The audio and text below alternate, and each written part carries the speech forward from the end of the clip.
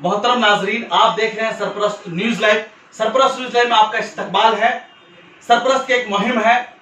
बंगाल की जो भी मशहूर शख्सियात है, सोशल एक्टिविस्ट है, काम करते हैं, जिनका भी समाज के ऊपर अपना असर रसूख है, उनकी मगरब बंगाल की सियासत के मुतालिक क्या रुझान है, क्या सोचते हैं, मगरब बंगाल में किस किस्म के लोग सत्ते में आने चाहिए, नहीं आनी चाहिए, हम उनके बारे में आपसे बात करवाएंगे। मगर उससे पहले एक चीज मैं बताते चलूं तो 1947 के बाद से 2021 का जो इलेक्शन मगरब बंगाल में होने वाला है, ये सबसे अहम इलेक्शन है। इसलिए कि इस बार जो मुकाबला मगरब बंगाल में होने वाला है वो तिनकुनिया स्टाइल में मुकाबला होने वाला है। इसलिए कि इससे पहले जितने भी इलेक्शन हुए आमने सामने मुकाबला होते थे।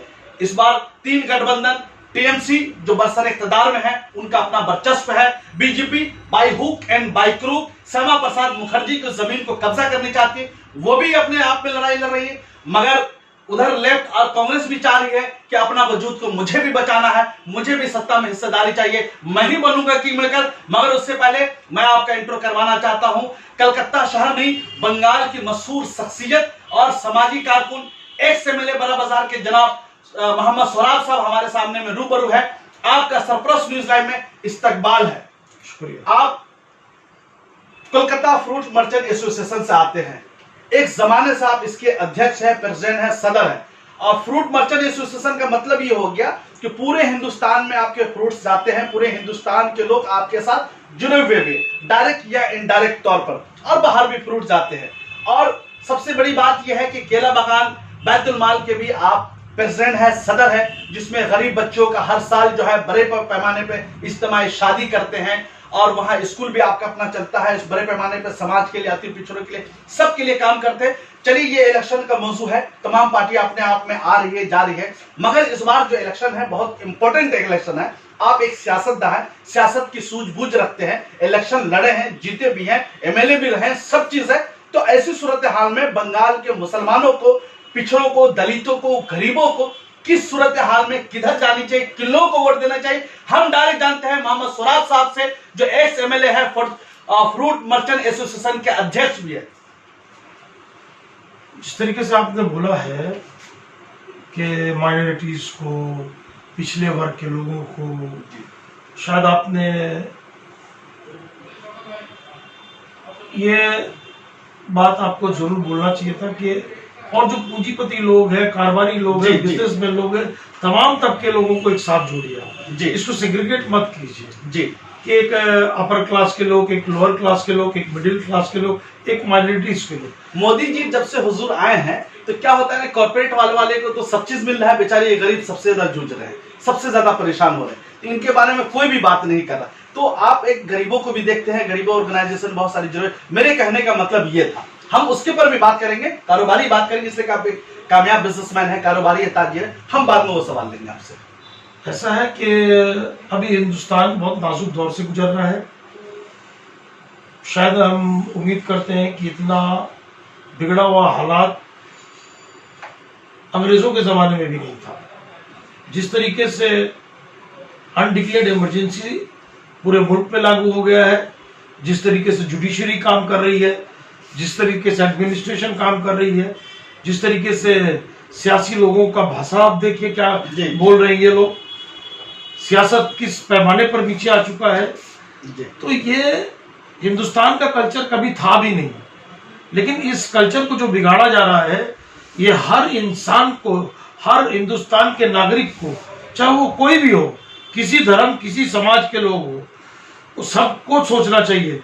और ये बहुत फिक्र का वक्त है कि मुल्क के हालात, खास करके इकोनॉमिकल कंडीशन जो इतना माने बुरा हो चुका है कि लोग अभी भूखा मर रहे हैं, बेरोजगारी से मर रहे हैं, और बहुत सारी बातें हैं जो आप बेहतर जानते हैं। आप इंटरव्यू ले रहे हैं और लोगों से भी, और लोग बाकी मीडिया देख रहे हैं। लेकिन एक जो 4 स्तंभ है जी, वो समझ लीजिए कि चारों स्तंभ का हालात जो है कोलैप्स कर गया है जी। एक तो पॉलिटिकल सिचुएशन भी उसी तरीके से है, एक स्तंभ वो है, एक जुडिशरी का स्तंभ जो है उसका भी अवस्था इस तरीके से ही है, मीडिया का भी उसी तरीके से हाल है, और बाकी ब्यूरोक्रेट्स, एडमिनिस्ट्रेशन का भी जो हाल है, ये तो ये नहीं चाहिए इन लोगों को कि ये लोग कोई किसी भी पार्टी का एजेंट के रूप से काम करें।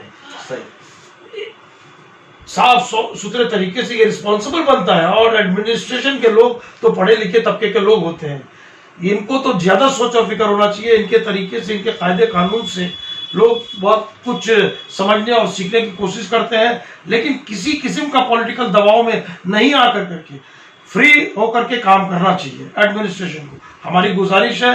और बात रही कि बंगाल की बात बोल रहे हैं, तो बंगाल का मामला इस तरीके से है कि बंगाल के लोग बहुत गौर और फिक्र वाले लोग हैं।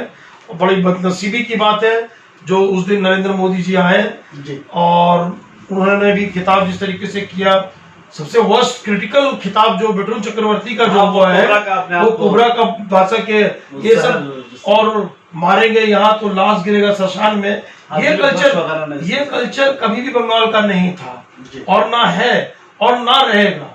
ये सब जो बड़े पिछड़े तबके के लोग हैं उनको पैसा देकर करके इस तरीके के भाषण का प्रयोग करा जाता है। जो जाहिर अनपढ़ लोग हैं, पढ़े लिखे लोग कभी भी इस तरीके से बात नहीं करते हैं। इसी पर एक सवाल मैं लेता हूं, आप 2006 से 11 तक एमएलए भी रहे, आप खुद सियासत को बहुत अच्छी तरीके से नजदीक से भी देखा है। एक इम्पोर्टेंट सवाल लेते हैं कि जब अमित शाह गृह मंत्री जब बंगाल में आते हैं तो राजवंशी समाज के बारे में बात करते हैं और मतुआ समाज के बारे में बात करते हैं, मल्ला समाज के बारे में बात करते हैं। ये इसलिए बोल रहा हूं कि ये जातिवाद की राजनीति बंगाल में कभी भी नहीं रहा। अब अपने दौर में भी आपने इलेक्शन लड़ा है, यहाँ पर जो है सियासी लड़ाई सियासी तरीके से की जा रही थी, मगर जिस तरीके से बीजेपी जात के नाम पे, मजहब के नाम पे वोट मांगने की कोशिश कर रही है, पोलराइजेशन की सियासत कर रही है, इसके बारे में क्या ये बंगाल के लिए बेहतर होगा, बंगाल के लिए जनता के लिए बेहतर होगा, या बंगाल को कहीं ना कहीं यूपी बनाने की कोशिश की जा रही है? हम डायरेक्ट जानते हैं एक्स एमएलए मोहम्मद सोहराब साहब से, जो कलकत्ता फ्रूट मर्चेंट एसोसिएशन के सदर भी हैं। देखिए, सेकुलरिज्म का अगर बंगाल से अगर एग्जाम्पल लेना है तो मैं खुद बहुत बड़ा एग्जाम्पल हूं जी। बड़ा बाजार से कोई भी मुस्लिम कैंडिडेट आजादी के बाद से अब इतिहास उठा करके देख लीजिए, कभी भी नहीं जीता था। लेकिन मोहम्मद सोहराब जब जीता तो वो बड़ा बाजार सीट जहां पर ज्यादातर डोमिनेटेड नॉन मुस्लिम लोग थे, लेकिन उन्होंने भी हमें वोट दिया, तब हमने जीता। उस टाइम में कोई ईवीएम का इस तरीके का ऐसा कोई सिचुएशन नहीं था, तो कोई ऐसा नहीं था। तो इससे बड़ा उदाहरण मैं और क्या दे सकता हूँ कि कितना सेकुलर है। और बड़ा बाजार एक सीट ऐसा सीट था पूरे बंगाल में कि माने हॉट सीट था, एकदम राइट। और हमने 5 साल बहुत बेहतरीन तरीके से हमारे उस कॉन्स्टिट्यूंसी में आज भी जोड़ा सर्कल में शामिल हुआ है। तो भी पुलिस हेडक्वार्टर है, रिजर्व बैंक है, कोल ऑफ इंडिया का ऑफिस है, हेड ऑफिस है, ईस्टर्न रेलवे का यहाँ पे हेड ऑफिस है, हाई कोर्ट है, सिटी कोर्ट है, सिविल कोर्ट है, मैजिस्ट्रेट कोर्ट है, राइटर्स बिल्डिंग हुआ करता था, एस्प्लेनेड है, माने हर पूरे बंगाल की जान थी, पूरे बंगाल की जान थी। वो राजा कटरा का एरिया, मार्केट एरिया या फ्रूट्स का, ईस्टर्न इंडिया का सबसे बड़ा मार्केट एरिया फ्रूट्स का है। बड़ा बाजार कपड़े के मामले में आप जानते हैं बहुत पूरे हिंदुस्तान का दुनिया भर में जाना जाता है। तो ये सेकुलरिज्म के लिए एग्जाम्पल, इससे बड़ा और एग्जाम्पल कुछ नहीं हो सकता है। और ये एग्जाम्पल फिर हमें रिपीट होगा 2021 में भी 100% रिपीट होगा। आप देख लीजिएगा, टीएमसी हम उम्मीद करते हैं बहुत अच्छे तरीके से जीतेगी। और ये वक्तन तौर परेशानी है, और इससे पहले भी बहुत कोशिश की, इससे कबल 2011 में सीपीएम, कांग्रेस और दीगर लोग अलायंस मिलकर करके बहुत कोशिश की है टीएमसी को हटाने की। यहीं पर एक हम सवाल लेते हैं, जिस तरीका से परिवर्तन रैली का उन्होंने रथ यात्रा निकाला था, परिवर्तन रैली खत्म कर चुके हैं, अब वो सुनार बांग्ला के बारे में बातें करें, हम बंगाल को सुनार बांग्ला बनाएंगे। तो अमित शाह का या बीजेपी का ये जो नारा है बंगाल को सुनार बांग्ला बनाने का, क्या ये झांसा देने वाला नारा है, या वाकई में इसमें कोई ब्लूप्रिंट तैयार किया या हवाई फायरिंग है? हम डायरेक्ट जानते हैं मोहम्मद सोहराब साहब से, जो एक्स एमएलए हैं और फ्रूट मर्चेंट एसोसिएशन के अध्यक्ष भी है। देखिए, वो सुनार बंगला तो बाद में बनाएंगे, पहले तो जो स्मार्ट सिटी बनाने का बात किए थे उसको बनाने के लिए पहले बोलिए, डिजिटल इंडिया करने के लिए वो भी टोटल फ्लॉप फेलियर है। तो इस तरीके का स्कीम तो उन्होंने हजारों डिक्लेयर कर दिया। अमित शाह तो 15 लाख के बारे, वो तो मेरा एक जुमला था, शायद ये भी एक, देखिए 15 लाख हो चाहे कुछ भी हो, जब ये लोग बात कर करके बोलते हैं हम तो खुद ही इनके नेता बोलते हैं, हम तो जुमला हम करते हैं जी। तो इन लोगों के ऊपर विश्वास करने का तो एक पैसा कोई गुंजाइश का रास्ता नहीं है। और ये लोग जिस तरीके से पार्टी में अपने मुफाद के लिए या सीबीआई, ईडी, इनकम टैक्स, ये सब संस्थाओं के रेट के वजह से ये लोग जो गलत लोग हैं ज्यादातर उससे वैसे ही लोग ही जा रहे हैं पार्टी के अंदर में। बहुत सारे लोग टीएमसी का छोड़ करके जो है वो बीजेपी में शामिल हो चुके हैं, जैसे कि शुभेंदु अधिकारी है, शोभन चटर्जी है, और भी बहुत सारे लोग हैं, आप सबको जानते ही हैं। और भी 4-5 जो है कल भी एमएलए जिनको टिकट नहीं मिला वो चले गए।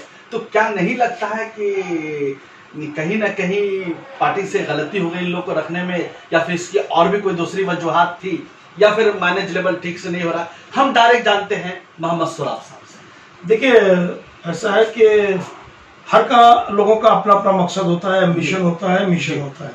कोई वहां पर चीफ मिनिस्टर के रूप में जाना चाहते हैं कि हम चीफ मिनिस्टर बनेंगे, कोई मिनिस्टर बनने के लिए जाना चाह रहा है। यहाँ भी तो शुभेंदु अधिकारी राज्य बना, और हिंदुस्तान के इतिहास में हिंदुस्तान के इतिहास में कभी भी इस तरीके का एमएलए एमपी का खरीद और फरोख्त नहीं होता, हॉर्स ट्रेडिंग कभी भी नहीं होता था। ये तो समझ लीजिए कि 2014 से एकदम खुलेआम, और कुछ साबित करने की जरूरत नहीं है। कर्नाटका है, मध्य प्रदेश है, बहुत सारे इस तरीके के स्टेट है। तो पहले मतलब कि वो ऐसा था कि इलेक्शन के बाद, जीतने के बाद हॉर्स ट्रेडिंग में खरीद लेते हैं। यहाँ बहुत सारा खरीद फरोख्त पहले से भी हो गया। आपके मुताबिक यहाँ जो है तीसरी बार ममता बनर्जी क्या सीएम बन पाएंगी या नहीं बन पाएंगी, या ममता बनर्जी के कामों से कितना इत्तेफाक रखते हैं? आप एक बिजनेसमैन है, एक कारोबारी आदमी है, एक कामयाब कारोबारी है, तो हम डायरेक्ट जानना चाहते हैं कारोबारी का नजरिया। ये 10 साल ने टीएमसी ने या हुकूमत चलाई, कारोबारी एतबार से मगरबी बंगाल ठीक रहा या नहीं रहा? कारोबार इनकी मतलब 10 साल के कार्यकाल में बेहतर रहा या नहीं रहा? हम डायरेक्ट जानते हैं सोहराब साहब से एज ए बिजनेसमैन। देखिए मैं किसी पार्टी का चमचागिरी नहीं करता हूँ और ना ही किसी से डर रखता हूँ। मुसलमान हूँ, अल्लाह के साथ में भरोसा है हमको। हम ऊपर के वाले के मानने वाले लोग हैं, अल्लाह के मानने वाले लोग हैं। वो डर भय का कोई सीन शॉट नहीं है, कोई सिचुएशन नहीं है। इनकम टैक्स का रेट भी हमारे ऊपर पड़ा है, इससे पहले भी पड़ा था, तो वो सबसे कोई फर्क नहीं पड़ने वाला है। हमें काफी माने इस तरीके का दबाव भी था बीजेपी ज्वाइन करने के लिए, लेकिन अपने जमीन के साथ मैं सौदा नहीं करूंगा। जो पार्टी पूरी देश को खत्म कर रहा है और खत्म कर चुका है, हर एक चीज को प्राइवेटाइजेशन करना, इसका मतलब क्या है? इससे तो साफ है लोग हिंदुस्तान के इतने बेवकूफ तो नहीं है, और ये लोग हिंदुस्तान के लोगों को और बेवकूफ मूर्ख रखना चाहते हैं। आज तालीम का मामला में पूरे तहस नहस कर दिया है। ये कोविड-19 भी एक तरीके से आप एक ना एक दिन देखिएगा, वो भी एक बहुत बड़ा स्कैम, बहुत बड़ा वर्ल्ड आर्मी पैमाने पर वो स्कैम साबित होता है। जी अभी ये 2, 4, 5, 7 लोग जो है ये सब मिलकर करके, चाहे वो चाइना हो चाहे अमेरिका हो, ये जो सियासतदान लोग हैं, अभी अमेरिका का तो ट्रम्प का तो हवा निकल ही गया है, मोदी साहब का भी अब बारी है हवा निकलने के लिए। तो ये सब कुछ जो ताकतवर लोग, जो ताकतवर देश है, ये लोग नहीं चाहते थे। ये लोग चाहते थे कि डेमोक्रेसी का कोई सवाल ही नहीं रहे, अपने रहते इस तरीके का अपना ही कानून बना लो, अपना ही कानून इस तरीके से बना लो, चौके मैं ही रहूं दूसरा नहीं रहे। जिस तरीके से अमित शाह ने ये बात का गारंटी कैसे दे सकता है कि मैं 50 साल हिंदुस्तान में राज करूंगा? ये बात अमित शाह तय करेंगे, बीजेपी पार्टी तय करेगा, आरएसएस तय करेगा ना, हिंदुस्तान की आवाम जनता तय करेगी। तो इसका मतलब इसके पीछे बहुत बड़ा षड्यंत्र है, कॉन्स्पिरेसी है इसका बहुत बड़ा।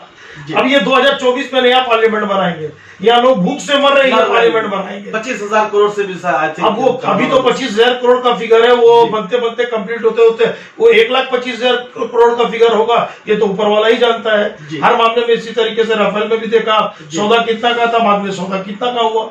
और इस तरीके कई एक उदाहरण है, कभी भी अंबानी के ग्रुप जो है, रिलायंस के ग्रुप जो है, एरोनॉटिक्स में कभी कोई ABCD भी नहीं जानता है, उसको दे दिया जा रहा है एरोनॉटिक्स का काम करने के लिए। सही। तो फिर इस तरीके से दीदी के 10 साल के काम से कारोबारी एतबार से कैसा रहा, वो मैं जानना चाहता हूँ, और सरपरस्त की नाजरीन को आप बताइए। देखिए कारोबारी नाते से हो या सोशल काम करने के नाते से हो, ये बात हमको बोलने की जरूरत नहीं। एक मीडिया होने के नाते आपको मैं रिक्वेस्ट करूंगा कि उनके कारनामे को आपको खुद दिख रहा है। आप रास्ते पे चलिए दिख रहा है, गांव में चलिए तो दिख रहा है, ऐसा थोड़ी है कि नहीं दिख रहा है।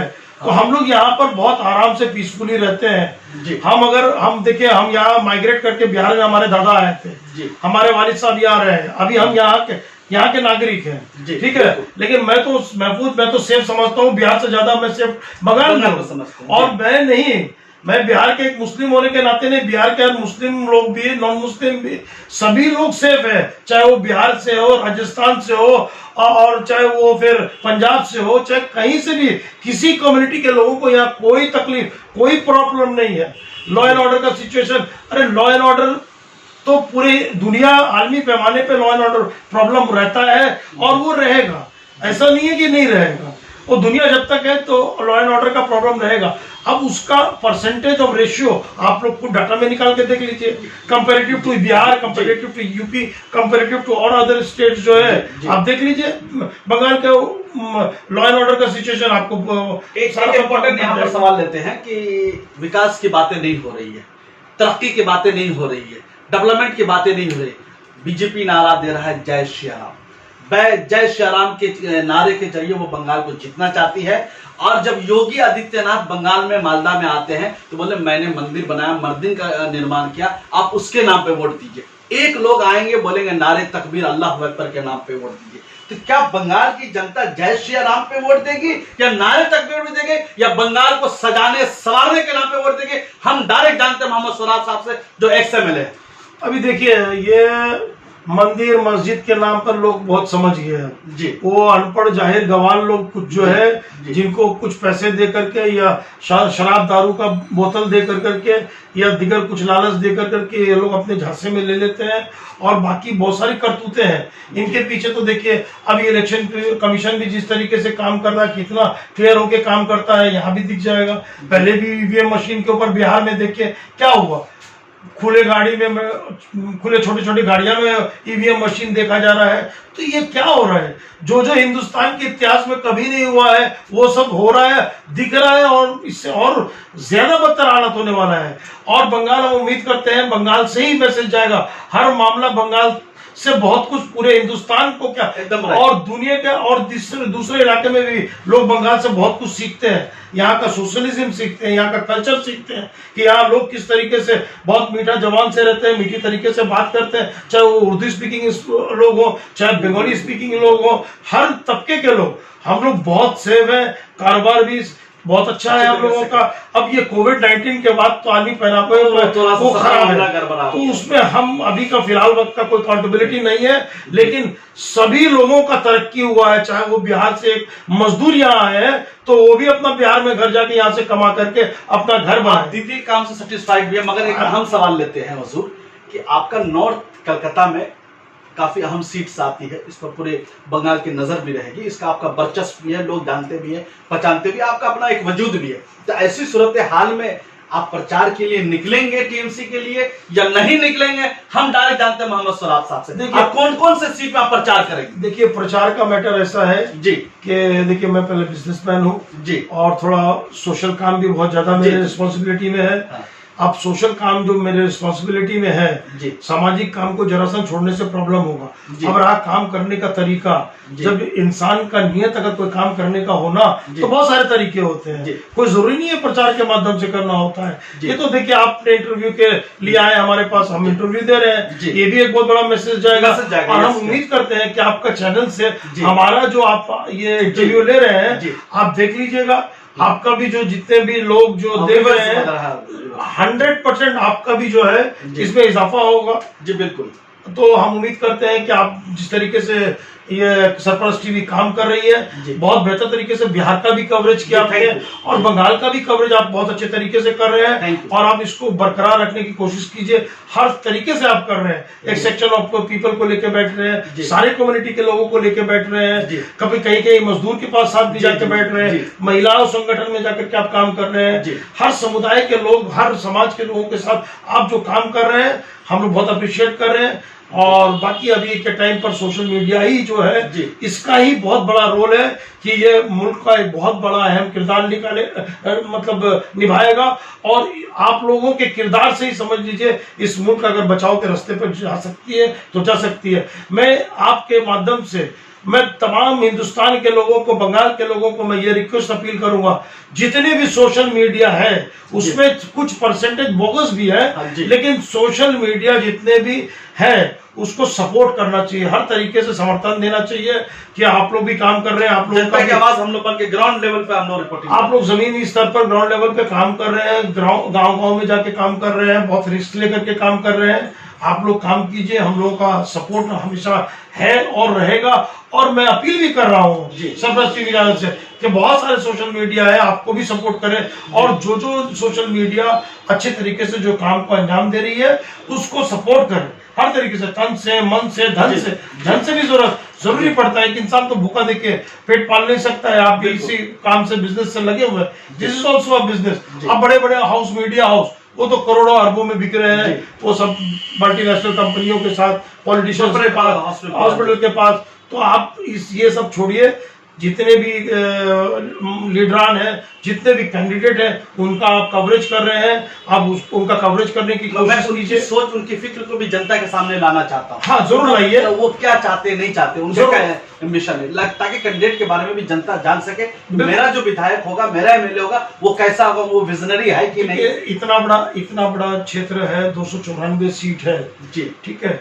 अब इतना बड़ा क्षेत्र है, इतना बड़ा इलाका है, इसको कवरेज करने में बहुत वक्त टाइम लगेगा। आप लोग वाकई मेहनत कर रहे जी। हैं, हम आपके लिए भी प्रार्थना करेंगे ऊपर वाले से कि आपका सेहत ठीक रहे, तंदुरुस्ती रहे, ताकि ये पूरा एपिसोड जो है, और Bengal will send a message to the entire country. अभी किसान लग गए हैं इनके पीछे, जवान लग गए इनके पीछे, औरतें लग गई है, महिलाएं इनके पीछे लग गई है, स्टूडेंट इनके पीछे लग गए हैं, लेबर इनके पीछे लग गए। अब इनके साथ है तो कौन है?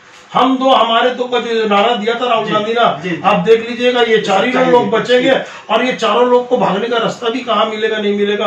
वो जो मोदी जी बोले ना, हमको क्या है, देश बिकने नहीं दूंगा मगर देश को बेच दूंगा।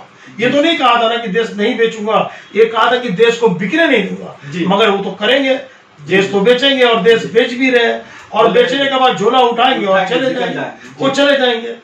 अब बाकी लोगों का क्या होगा, नहीं होगा, वो तो खुद अपना ठिकाना ढूंढे।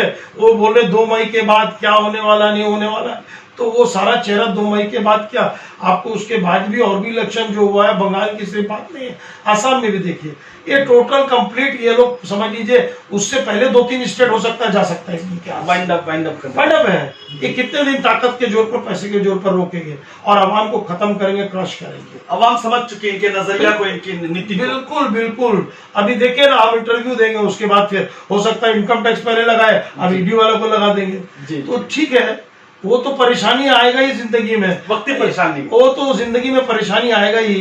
परेशान आदमी जब आता है इस धरती पे तो बहुत किस्म की परेशानी है, ये भी एक पार्ट है, इसको भी देखा जाएगा, इसको भी झेला जाएगा। बहुत बहुत शुक्रिया मोहम्मद सोराब साहब, आपने बहुत अच्छे सवालात का जवाब दिए। हमने बहुत तरीके कारोबारी एतबार से भी सवालात पूछे, समाजी एतबार से भी, सियासी एतबार से भी, और सियासी जो बंगाल में पहले सियासत थी आज से 10 साल 15 साल कबल, उसके बारे में बात किया, मौजूदा सियासत के बारे में बात की। आप देखते रहिए सरफराज न्यूज़।